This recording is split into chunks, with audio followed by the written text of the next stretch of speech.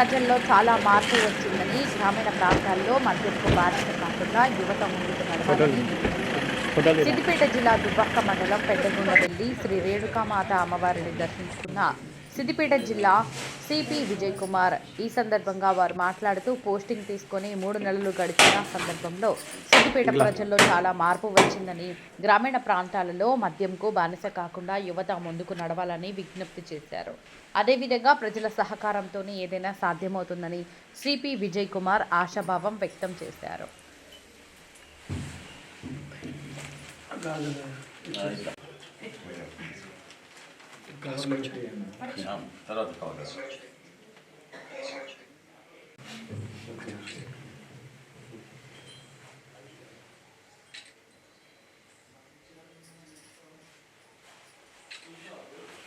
Public అయితే మంచి officer 6 months ఎక్కువ ఉంటే అయిపోతుంది 1 year.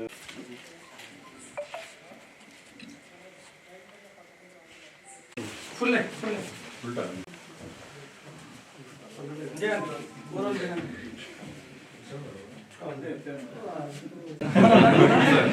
మా విలేజ్ తీసుకోవాలి అనుకున్నా.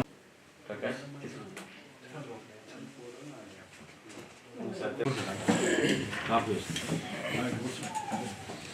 చాలు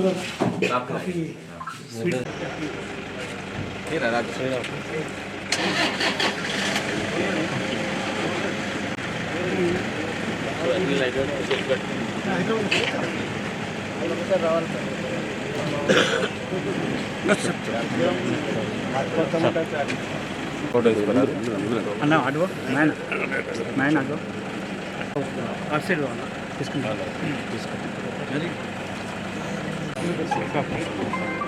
సార్ ఒక ఫోటో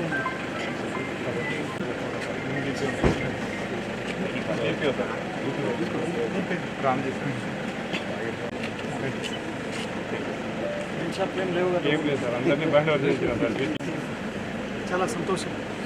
ఈ ఊరికి ఫస్ట్ విజిట్ చేసాము. లాస్ట్ సెంటిమెంట్ ఇప్పుడు గుర్తు పెట్టుకుంటాను. అందుకోసం మీ ఐడియాలజీని కూడా కొంచెం మీ డివియేషన్ కాకుండా మ్యాక్సిమం ట్రై చేస్తాం సార్. ఈ టవర్లో ఉంటుంది సార్ వార్షికోత్సవం ఉంటుంది.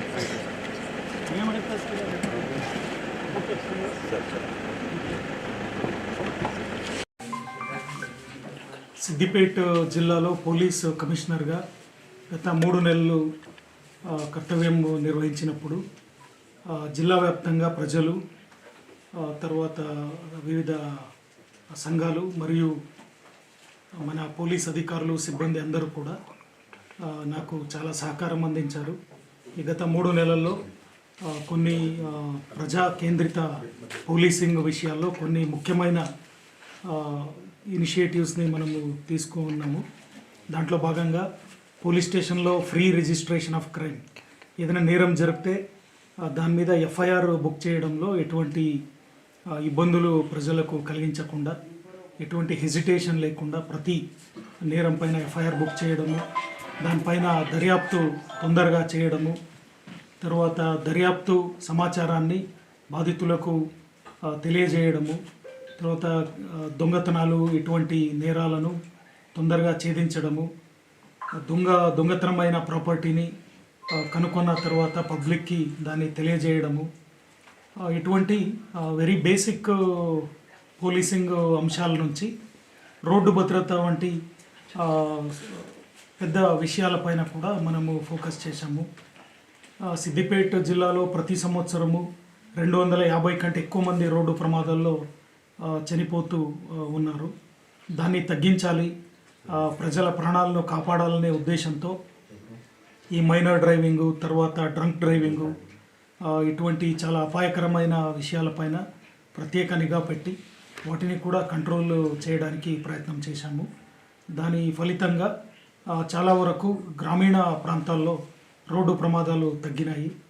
అదేవిధంగా మన గ్రామ పంచాయత్ ఎన్నికల్లో కూడా ఫ్రీ అండ్ ఫెయిర్గా ఎన్నికలు జరగాలి. ఎవరు ఇంకొకరి ఒత్తిడికి తలొగ్గి ఎవరో బాధపడి ఏదో భయపడి ఎన్నికల్లో పాల్గొనకుండా ఓట్లు వేయడానికి భయపడే వాతావరణం ఉండకూడదని ప్రతి గ్రామాల్లో కూడా ఒక స్వచ్ఛందమైన ప్రశాంతమైన వాతావరణాన్ని కలిగించడానికి పోలీస్ శాఖ ప్రయత్నించింది.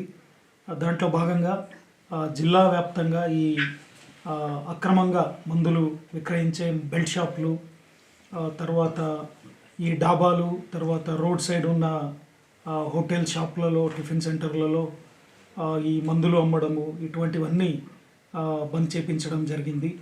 దీని ద్వారా రాత్రిపూట మధ్యరాత్రిలో కూడా విచ్చలవిడిగా మందులు విక్రయించి మందు తాగి అక్కడక్కడ గొడవలు జరిగేవి. వాటిని కూడా కంట్రోల్ చేయగలిగినాము. ఇట్లా ప్రతి గ్రామాల్లో కూడా ప్రత్యేక నిఘా పెట్టి ఈ అక్రమ ఈ పనులు ఏవైతే ఉన్నాయో వీటన్నింటినీ కంట్రోల్ చేసి ప్రతి గ్రామాల్లో ప్రశాంతమైన వాతావరణము ఏర్పాటు చేయడానికి పోలీస్ శాఖ కృషి చేసింది. ఈ గత 3 నెలల్లో ఏదైతే ఈ అనుభవం ఉందో దీన్ని నేను చాలా కాలము గుర్తుపెట్టుకుంటాను. ఈ 3 నెలల్లో చేసిన పనికి సిద్దిపేట జిల్లా వ్యాప్తంగా ప్రజలు, యువత, ముఖ్యంగా మహిళలు, వివిధ సంఘాలు, ప్రజా సంఘాలు అందరూ కూడా పోలీస్ శాఖకు అండదండగా ఉండి పోలీస్ శాఖ తీసుకుంటున్న నిర్ణయాలను చట్ట ప్రకారంగా చేస్తున్న పనులన్నీ వారు ప్రశంసించారు. అదేవిధంగా మనకు సహకారం కూడా అందించారు. ప్రజా ఆమోదం లేని ఏ పోలీసు పనిని కూడా మనము అమలు చేయలేము. ప్రజా ఆమోదమే ఈ ప్రజాప్రభుత్వ వ్యవస్థలో చాలా కీలకము. కాబట్టి ఈ గత 3 నెలల్లో సిద్దిపేట జిల్లాలో ప్రజా హిత దృష్టిలో మనం ఏదైతే కొన్ని పనులు చేశామో అవన్నీ మన పోలీస్ అధికారులు, సిబ్బంది అందరూ కూడా కొనసాగించి సిద్దిపేట జిల్లాలో ప్రజలు చాలా ప్రశాంతంగా ఒక శాంతియుతమైన వాతావరణంలో వాళ్ళు రోజువారీ వాళ్ళ జీవితాన్ని గడుపుకోవడానికి సహకారంగా పోలీస్ శాఖ కూడా ఉండాలని నేను మన అధికారులందరికీ కూడా సలహా ఇస్తున్నాను. రాబోయే కాలంలో కూడా ప్రజలు పోలీసు తీసుకునే చట్టపరమైన నిర్ణయాలను సహకరించాలని నేను కోరుకుంటాను. ఈ సిద్దిపేటలో ఈ గత 3 నెలల ఈ పీరియడ్లో ఇక్కడ చేసిన పోలీసింగు మరియు ప్రజల ఒక సహకారాన్ని నేను ఎప్పుడూ మర్చిపోలేను. అవి చిరస్థాయిగా నా మైండ్లో ఉండిపోతాయి. Thank you.